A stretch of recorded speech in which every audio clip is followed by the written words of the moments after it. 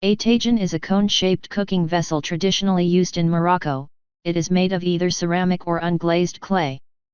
Both materials are quite common in Morocco, but the unglazed clay adds rustic, earthy flavor and aroma to whatever is being cooked in it.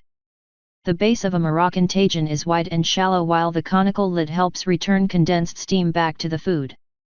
Whether ceramic or clay, both types should be seasoned before first use. Tagines should also not come in direct contact with the heat source, so if you have an electric stove or flat cooktop you will need to use a diffuser. Most tagine recipes, which are referred to as tagines, layer aromatics, meat and vegetables, along with spices, oil and water. As the mixture cooks, a stew-like consistency develops, making a rich, flavorful sauce that is often scooped up with Moroccan bread. This step-by-step instructs how to make a Berber tagine, which includes lamb, or beef, and a variety of vegetables and spices.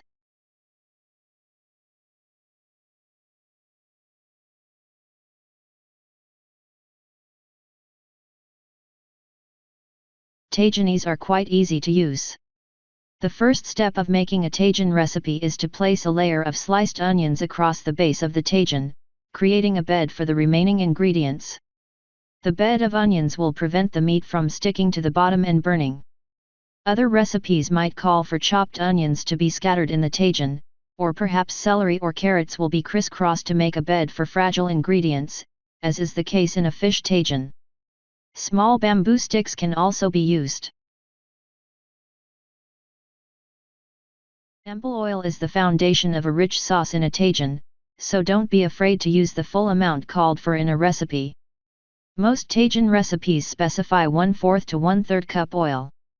If you do reduce the oil, know that you will end up with less sauce or a watery sauce.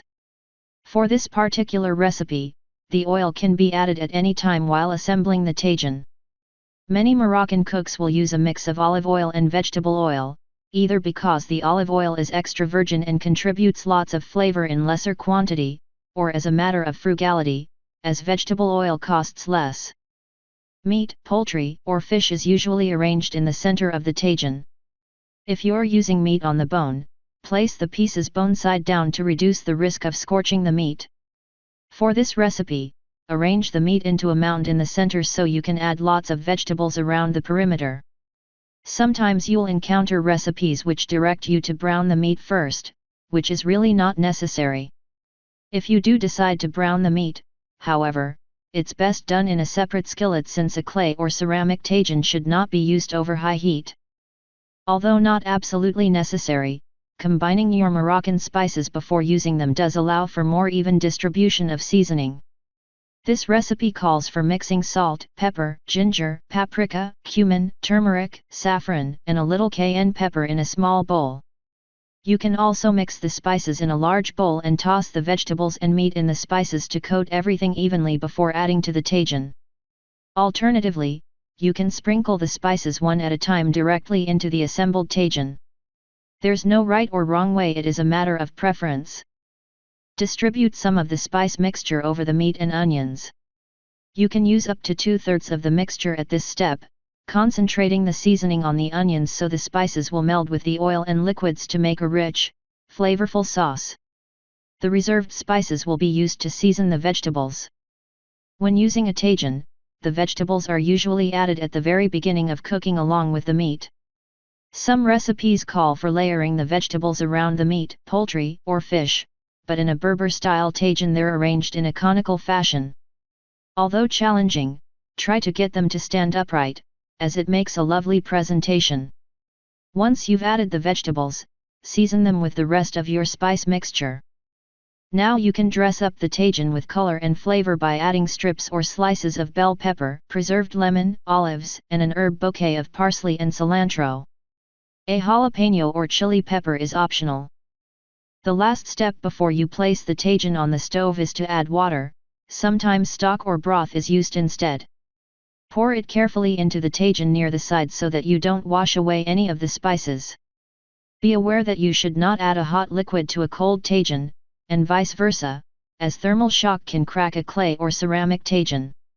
If a recipe doesn't specify the amount of water to add, Follow the general rule of thumb of 2 to 2.5 cups water for a large lamb or beef tagine with vegetables, half that amount of water for chicken due to shorter cooking time, and 1 to 1¼ cups water for a small lamb or beef tagine with vegetables, half that amount for chicken. To avoid cracking or breaking a clay or ceramic tagine, make sure it sits above the heat source and not directly on it. Use a diffuser if you have an electric stove or flat cooktop. Place the tagine over low to medium-low heat and be very patient while the tagine slowly reaches a simmer. Tagines can also be cooked outdoors over coals. In Morocco, you may find special tagine braziers, but the tagine may also be placed on the rack of a grill or over a small fire on the ground. Use rocks to keep the tagine over the flames. These methods are a bit trickier to maintain adequately low temperature and require more attention than stovetop cooking. Once a tagine reaches a simmer, it can take up to a half hour if there is a lot of liquid. It can be left relatively undisturbed to slowly stew. Reduce the heat slightly if the tagine is simmering rapidly. Ideally, you want a slow or medium simmer instead. A beef tagine could require about 3 hours of simmering. Chicken might need only half that time while lamb can take an hour longer. Check the level of the cooking liquids after about 2 hours. If the liquid has already reduced to a sauce-like consistency, you will need to add more water, about 1/4 cup, since the meat needs another hour of cooking. If there is still ample liquid, you don't need to add any water for the last hour of cooking. Simply close the lid and leave it alone.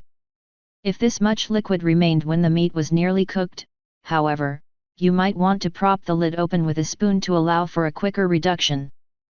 Tagines double as serving dishes which help hold the food warm on the table. Be forewarned, though it's best to allow the tagine to cool for 10 or 15 minutes before digging in or there will be burnt fingers and tongues. Moroccan tradition is to gather around and eat communally from the tagine, using pieces of Moroccan bread to scoop and sop up the sauce, vegetables, and meat. Thank you for your attention, and good appetite and with very good health for all.